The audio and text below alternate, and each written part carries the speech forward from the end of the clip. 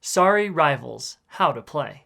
The object of the game is to be the first player to get all of your pawns from your start to your home.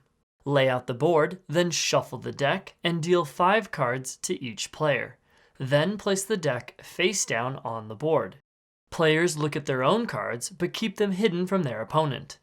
Each player picks a color and puts their pawns in their matching color's start space. The youngest player goes first, then turns alternate. On your turn, play 1 card from your hand to the discard pile and follow its instructions, moving one of your pieces around the board. Pieces move clockwise around the board unless otherwise specified. After you move, you draw 1 card from the deck. As you move around the board, your pawns may jump over other pawns, counting the jump space as 1 space. If you land on the same space as an opponent's pawn, then you bump that pawn back to its start space. 2 pawns of the same color may never occupy the same space.